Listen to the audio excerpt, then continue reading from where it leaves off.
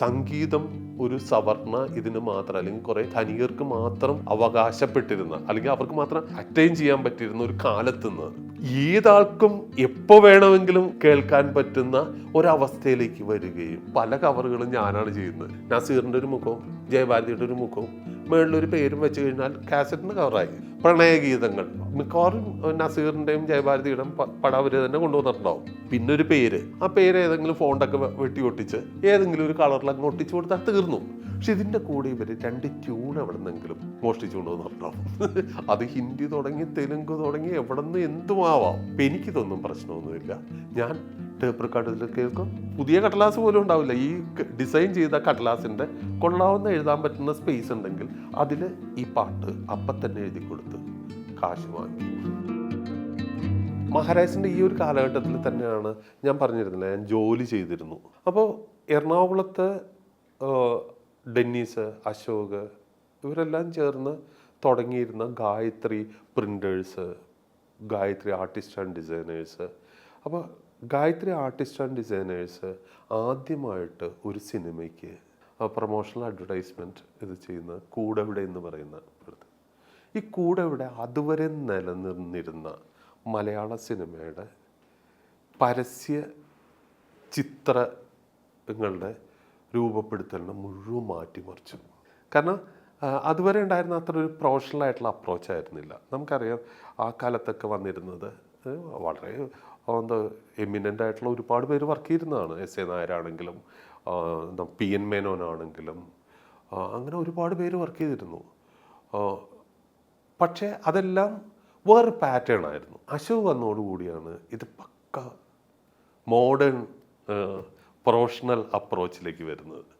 അത് മലയാള സിനിമയുടെ ടോട്ടൽ ഇതിലേക്ക് പെട്ടെന്ന് ആൾക്കാർ അക്സെപ്റ്റ് ചെയ്യുകയും അപ്പോൾ അവിടെയാണ് ഞാൻ ഈ പാർട്ട് ടൈം ജോലി ആയിട്ട് പ്രവേശിക്കുന്നത്. അതും അശോകിൻ്റെ ഒരു ആവശ്യപ്രകാരമായിരുന്നു ഞാനവിടെ നിന്നതിൻ്റെ കാര്യം. കാരണം വെച്ചാൽ ഞാൻ ഈ ബാക്കിയുള്ള സമയം മുഴുവൻ അവിടെ ഇവരെ ചുറ്റിപ്പറ്റി അവിടെ ചെല്ലുന്നത് കൊണ്ടിട്ട് അത് കട്ട് തുടങ്ങിയിട്ടുള്ള ഒരു ബന്ധമായിരുന്നു. അവിടെ ചെല്ലുമ്പോൾ വെറുതെ ഇരിക്കുന്ന സമയത്ത് അന്ന് സ്ലൈഡ് എന്ന് പറയുന്ന ഒരു പരിപാടി ഉണ്ടായിരുന്നു സിനിമാ തിയേറ്ററിൽ. സ്ലൈഡ് കാണിക്കുക.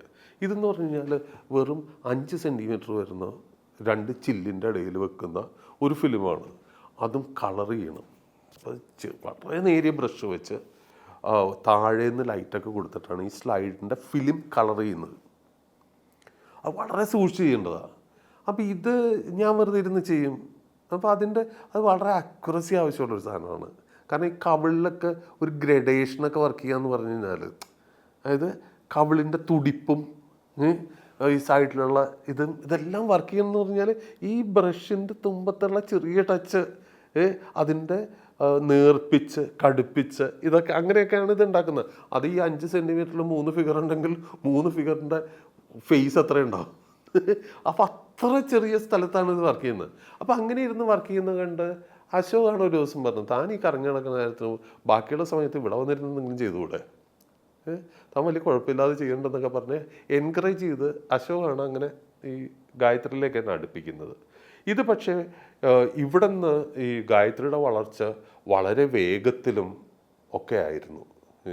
അതായത് ആദ്യം പത്മരാജനൊന്നും അതിനത്ര അക്സെപ്റ്റ് ചെയ്തില്ലായിരുന്നെങ്കിൽ പോലും കൂടെ ഇവിടെ ഒരു ഹിറ്റായതോടുകൂടെ ഇത് സിനിമയിൽ ഒരു നല്ല വർക്ക് ചെയ്താൽ മാത്രം പോരാ, അത് ഹിറ്റാവുകയും അത് സിനിമയുടെ ലക്കിൻ്റെ ഒരു ഭാഗ്യത്തിൻ്റെ ഒരു കാരണമായി മാറുകയൊക്കെ ചെയ്യുമ്പോഴാണ് ഒരു വർക്ക് അക്സെപ്റ്റ് ചെയ്യപ്പെടുന്നത്. ഇല്ലെങ്കിൽ നല്ല വർക്കായിരിക്കും, അത് ചിലപ്പോൾ എന്തെങ്കിലും വർക്ക് അക്സെപ്റ്റ് ചെയ്യപ്പെട്ടേക്കാം, ഇല്ലെങ്കിൽ അക്സെപ്റ്റ് ചെയ്യപ്പെടാതെയും പോയേക്കാം.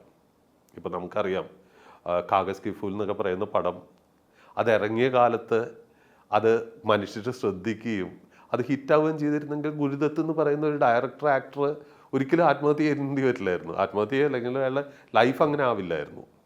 അത് വിജയിച്ചില്ല. പക്ഷെ ഇന്ന് ഹിന്ദി സിനിമയുടെ ക്ലാസിക്കായിട്ടാണ് അറിയപ്പെടുന്നത്. പക്ഷെ അന്ന് അശോകിൻ്റെ വർക്ക് ശ്രദ്ധിക്കപ്പെടുകയും അങ്ങനെ അശോക് വളരെ തിരക്കുള്ള ആളായിട്ട് മാറുകയും ചെയ്യുന്നു. ഈ സമയത്ത് തന്നെ നമ്മൾ എറണാകുളത്ത് കാസറ്റുകളുടെ ഒരു വേൾഡ് ഡെവലപ്പ് ചെയ്യുന്നുണ്ടായിരുന്നു. അപ്പോൾ ആദ്യം ഈ പല സ്ഥലങ്ങളിലും അല്ലെങ്കിൽ ഒരു കുടിൽ വ്യവസായം പോലെ പഴയ പാട്ടുകൾ ഓരോ ലേബലിൽ പ്രണയഗീതങ്ങൾ എന്നോ അല്ലെങ്കിൽ എന്തെങ്കിലുമൊക്കെ പേര് പറഞ്ഞിട്ട് സുവർണഗീതങ്ങൾ, പ്രണയഗീതങ്ങൾ, പ്രഭാതഗീതങ്ങൾ, വായി തോന്നിയ പോലെ പേരിട്ടിട്ട് ഇവിടെ നിലനിൽക്കുന്ന പാട്ടുകൾ കാസറ്റായിട്ട് ഇറക്കുന്ന ഒരവസ്ഥ വന്നിരുന്നു. കാരണം അത് ടെക്നോളജിയുടെ ഒരു വ്യത്യാസമായിരുന്നു. കാരണം ഗാന ഇത് റേഡിയോയിൽ മാത്രം കേട്ടിരുന്ന ഒരു കാലത്ത്, അത് റേഡിയോ എപ്പോൾ വെക്കുന്നോ അപ്പം മാത്രം കേൾക്കാൻ കഴിയുന്ന ഒരു കാലത്ത് നിന്ന് പെട്ടെന്ന് ഗൾഫ് ബൂം വരുന്നു, ഗൾഫിൽ നിന്ന് ടേപ്പ് റെക്കോർഡർ വരുന്നു. അത് ഒരു ഗൾഫിലുള്ള ആൾക്കാർക്ക് ഒരു പർട്ടിക്കുലർ ക്ലാസ്സിന് മാത്രം അവൈലബിൾ ആയപ്പോൾ ഡൽഹിയിൽ നിന്ന് ലുധിയാന എന്നൊക്കെ ചെറിയ ടേപ്പ് റെക്കോർഡ് 500 രൂപയ്ക്ക് വരാൻ തുടങ്ങി.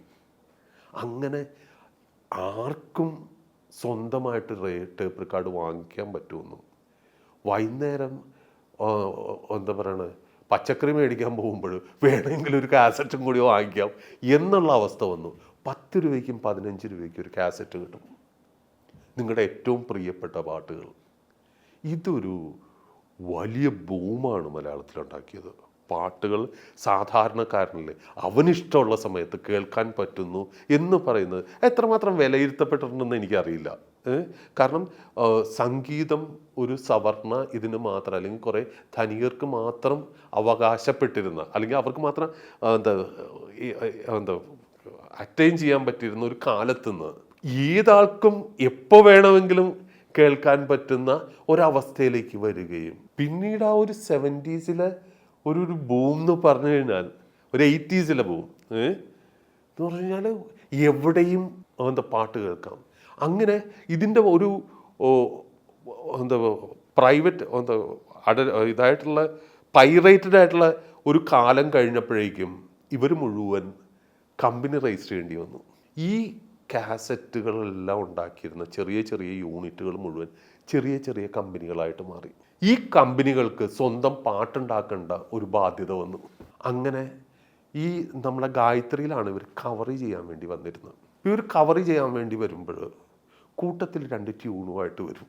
അപ്പോൾ ഷോ വളരെ തിരക്കായത് കൊണ്ടിട്ട് പല കവറുകളും ഞാനാണ് ചെയ്യുന്നത്. കാരണം ഇതിൻ്റെ വലിയ ആർട്ടിസ്റ്റിക് ഇതൊന്നും ആവശ്യമുള്ള കാര്യമൊന്നുമല്ല. കാരണം നസീറിൻ്റെ ഒരു മുഖവും ജയഭാരതിയുടെ ഒരു മുഖവും മുകളിലൊരു പേരും വെച്ച് കഴിഞ്ഞാൽ കാസറ്റിന് കവറായി. അത് ഞാനൊക്കെ ചെയ്താൽ മതി എന്നുള്ള ഒരിത് കൊണ്ടിട്ട് ഇത് മുഴുവൻ എൻ്റെ അടുത്തേക്കാണ് പലപ്പോഴും തള്ളിവിട്ടിരുന്നത്. ഷിബു ഒന്ന് നോക്കിയേക്ക് എന്ന് പറഞ്ഞു കഴിഞ്ഞാൽ അടുത്തൊരു കാസറ്റ് കവറ് പ്രണയഗീതങ്ങൾ. അപ്പോൾ മിക്കവാറും നസീറിൻ്റെയും ജയഭാരതിയുടെയും പടം അവർ തന്നെ കൊണ്ടുവന്നിട്ടുണ്ടാവും. പിന്നെ ഒരു പേര്, ആ പേര് ഏതെങ്കിലും ഫോണ്ടൊക്കെ വെട്ടി ഒട്ടിച്ച് ഏതെങ്കിലും ഒരു കളറിലങ്ങ് ഒട്ടിച്ച് കൊടുത്താൽ തീർന്നു. പക്ഷെ ഇതിൻ്റെ കൂടെ ഇവർ 2 ട്യൂൺ എവിടെ നിന്നെങ്കിലും മോഷ്ടിച്ചു കൊണ്ടുവന്നിട്ടുണ്ടാവും. അത് ഹിന്ദി തുടങ്ങി തെലുങ്ക് തുടങ്ങി എവിടെ നിന്ന് എന്തുമാവാം.